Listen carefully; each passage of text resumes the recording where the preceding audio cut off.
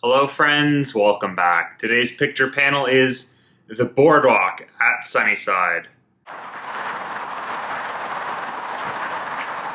I thought that I was at a good start right off the bat because I was able to find a lot of other photos taken from this exact same vantage point. So I figured there must be a look-off or something significant here that I'd be able to go right back to and take the exact same photo. There is a modern Sunnyside Park and a Sunnyside boardwalk there, so I thought that this one would be really easy. So this map actually shows pretty much everything we see in this photo. We can see the round building here, and this road and boardwalk where those are, even all of these power pylons, we can see where they're marked on the map.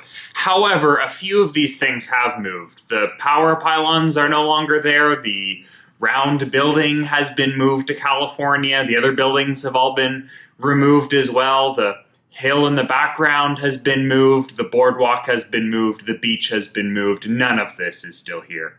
This photo is probably taken from on top of the Palais Royal, a building that is still there, but today this view would be blocked by this pedestrian overpass. However, I was able to capture pretty much the exact same angle from that overpass, but you can see that there's absolutely nothing that looks similar about it. The only reason that I know this is the same area is because it's marked on that map.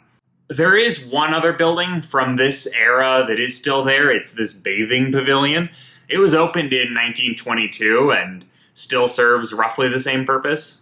In 1921, our friend Home Smith became the commissioner of the Toronto Transit Harbour, and in an attempt to spruce this area up, built this large amusement park here. The bathing pavilion was actually part of this when it first opened.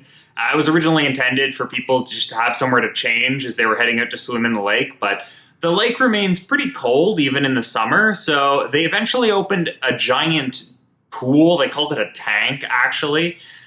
It was the world's largest heated pool and just the world's largest pool, actually, at the time when it opened, at 3 million liters. Up to 2,000 people could swim in there at once, and it still is a pool now. This heated pool wasn't even the biggest attraction, though. It was really this giant amusement park that we see in this photo, and in particular, maybe this carousel, which is now part of Disneyland in California.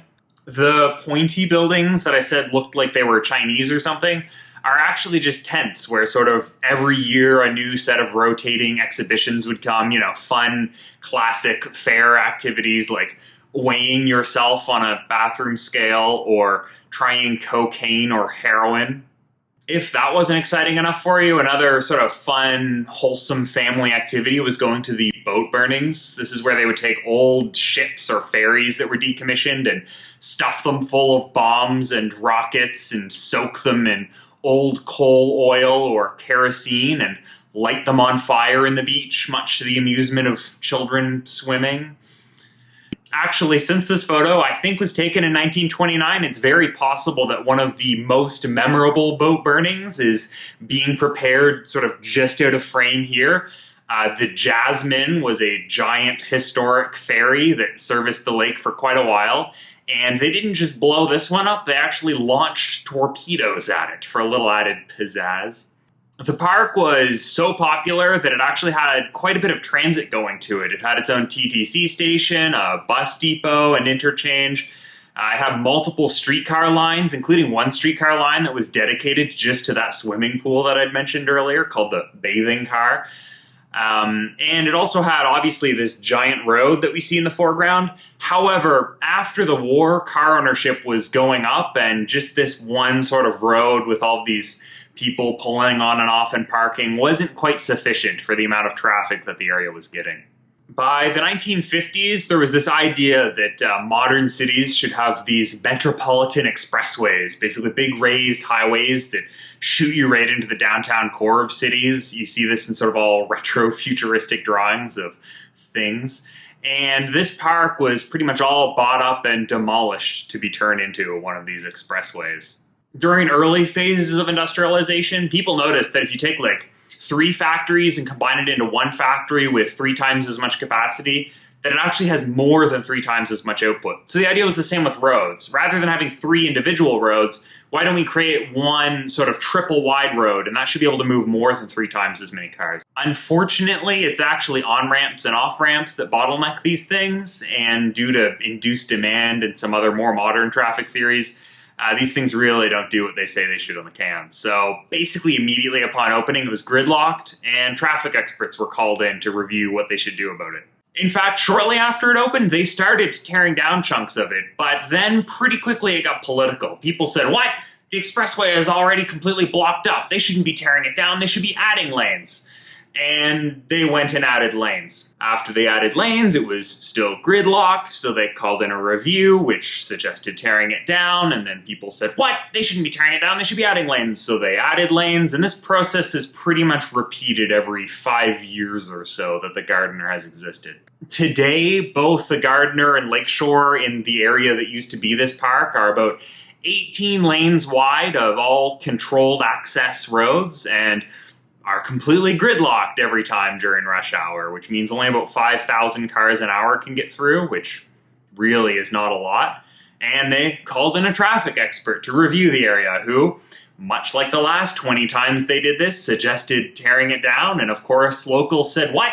Tearing it down? They should be adding a lane." So the city is spending $2.2 billion to add yet another lane because while adding the first 18 lanes didn't solve that gridlock, probably the 19th lane will. At an average of over 90 minutes a day, the Torontonian spends more time in traffic than pretty much anybody else in the world. Toronto acts like traffic is this big, unsolved mystery that no other city in the world has managed to solve, or that Toronto is somehow so uniquely huge and populous, or has such complex geography or weather or something that no other solutions would work here.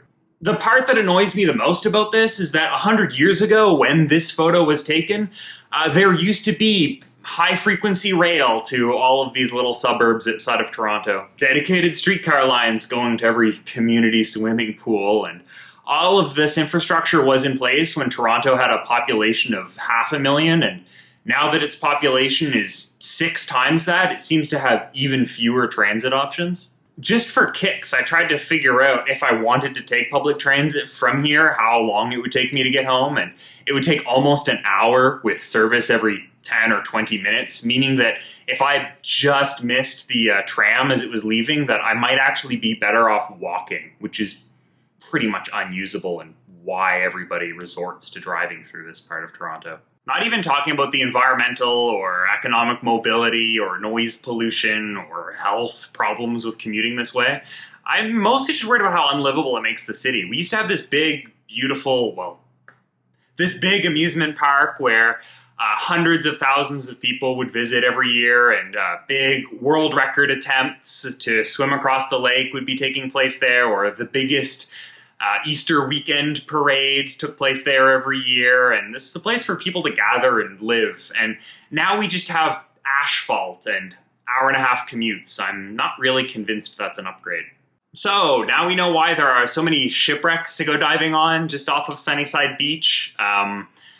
Why there's a Toronto carousel in California, and all about the multi-billion-dollar piece of transit infrastructure that replaced all of our useless train lines and streetcars. Anyway, have a beautiful day.